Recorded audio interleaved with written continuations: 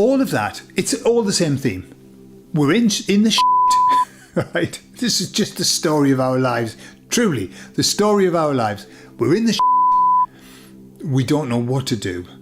Hello, you wonderful folk and folkettes. How are you doing?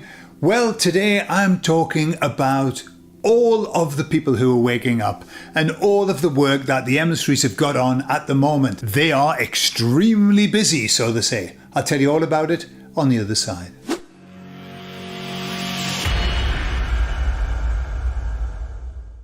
So I was chatting with the emissaries the other day and I said to them, how's it going? As I always do, how's it going? And they said, we are doing the good work. And I said, what sort of good work are you doing? They said, well, we've never been so busy, which I was very happy to hear. I like hearing that when they've been so busy. And I said, what's happening? They just said, well, there are so many people now who are turning to us for help that we have had to recruit in more. You know, the way that the emissaries work is that they say that they're one, but that the one is made up of many. And so that they can, because they've got one objective, one goal, but that the more work that they have, the more of these beings are called in. Yeah, sort of, get into the substitutes and stuff like that. So they're saying that they're very, very busy. And I said, why so busy now? Why now? And they said, well, because we've got this massive wave of people who they said, these were their words, who are crying out in the darkness, crying out for help. People who don't know where to turn anymore. They've got nowhere to turn. The structures that they saw as solid, that were taking care of them, have all crumbled in their eyes. They've just discovered, thanks to the files that have come out, they've just discovered that all of the leaders of the world are deeply ensconced in being PDF files and all of that, and satanic and everything. And it's just like, so where do I turn? And then many of them know what religion is all about and how that often has had tremendous links to that kind of thing again, the PDF files thing. And so they don't know where to turn. And the emissary said that what's happening is that the people are going through this massive wave of emotions, and they listed off all the emotions, which were sadness, confusion, bitterness, anger, angst. And they've said before, a long time ago, I said, how can people connect with you? And they said, all that they have to do is ask. They just have to tell us, to talk to us, give us permission, because they said without permission they weren't able to get involved fully. So what they're saying is that these people who are suffering all of these shithouse emotions, to call them that, they are crying out. And they said either they're crying out to God, crying out to the universe, but they said it's a cry that comes from the heart. And that is the cry that it's like a little phone call to the emissaries. When people are truly from the heart saying, please help me, we need help, the emissaries are there. And it's interesting, because they said people are crying out in the darkness. And I thought, that sounds very familiar to me. It sounds biblical to me. And that's not uncommon for the emissaries to quote from the Bible. Not all of it, but some of it, the nice bits. And so I thought, I'll have a little look to see about this crying out, because it seems to be that's what they're saying, it's happening all over. And so the classic one is in Matthew, when Jesus is on the cross. If you believe in the cross, if you believe in the stake, well, he was like that. If you believe in the cross, he was like that. If you believe in Jesus, maybe he wasn't even there. But the story is absolutely important. And God withdraws his spirit from Jesus. First time in his life, I think. And Jesus says, Father, why have you forsaken me? And what's interesting about that is that there's a scripture in Psalms with exactly the same wording, which goes, my God, why have you forsaken me?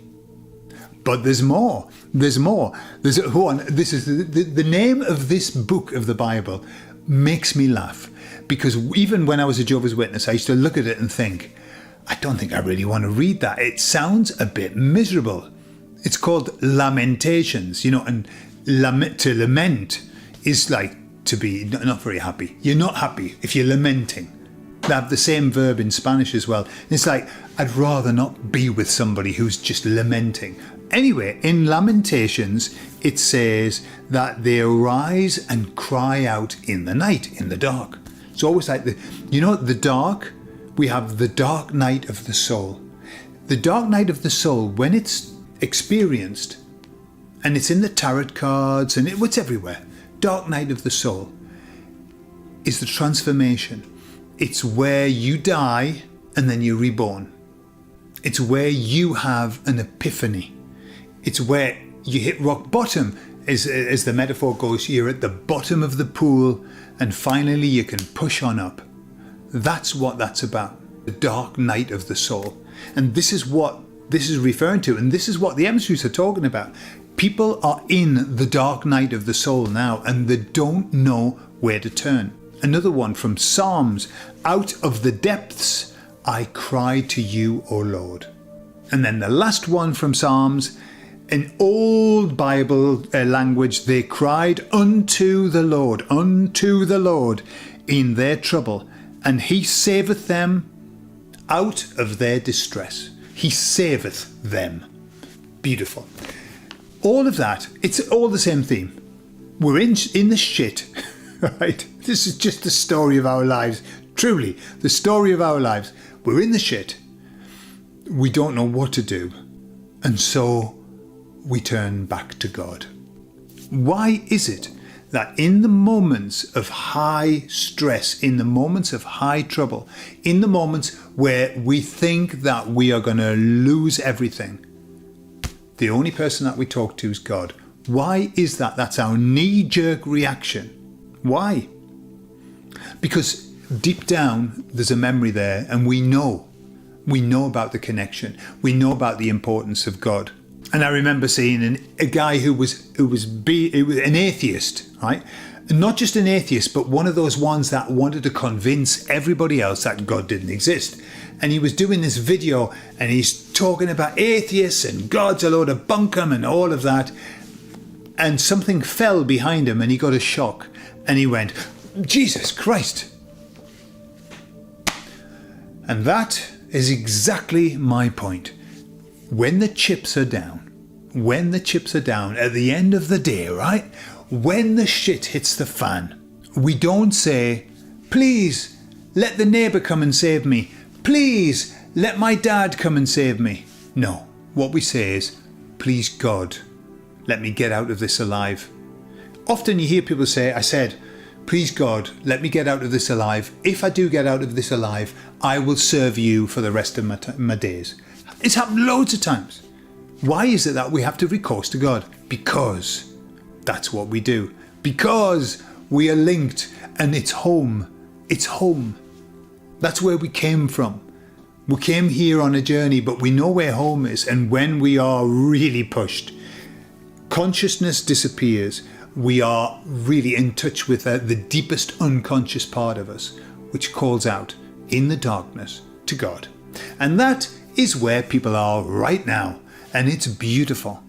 People have got to hit rock bottom. There is no choice. When you're floating, just floating neither down nor up, you're not going to go anywhere. There's no momentum, there's nothing. And this is what's been happening in our society. People have just been treading water, I suppose, is that the expression?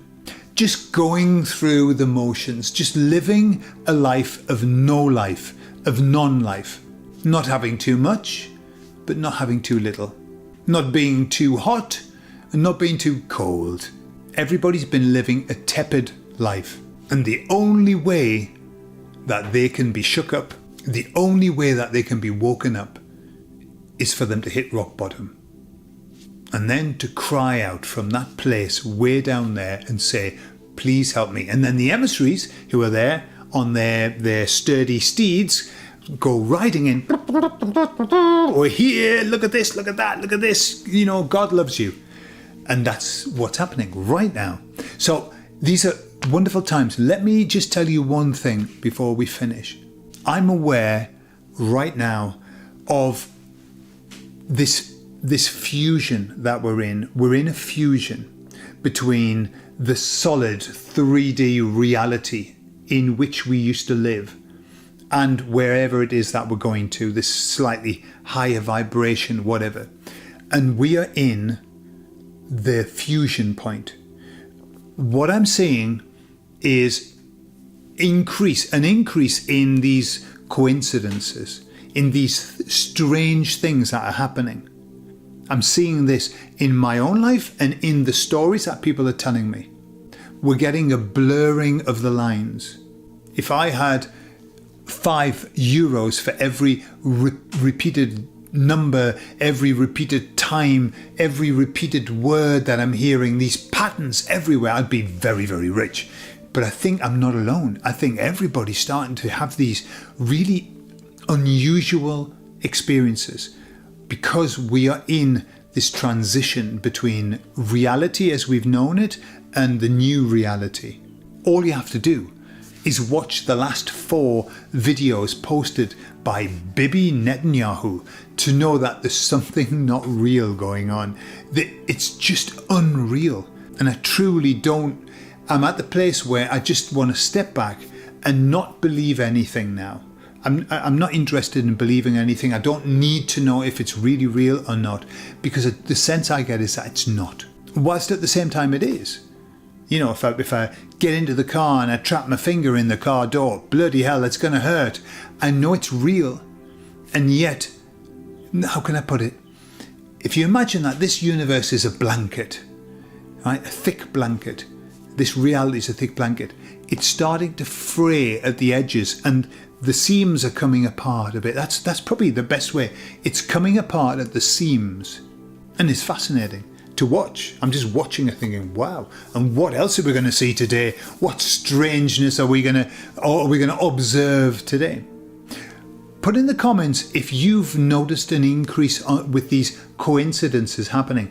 Vicky Cook from our Telegram group. By the way, we've got a Telegram group if you want to join us. The link's in the video information. Join us. It's a lovely place filled with beautiful people. You've got to be a nice person to come and join us. But Vicky Cook is telling a story about a neighbour who said that she saw her, shouted hello, and Vicky, supposedly, was going away with her friends to have a night out somewhere, a drinking night. And Vicky doesn't even drink. And the neighbour said, it was you, and Vicky's saying, well, it wasn't me.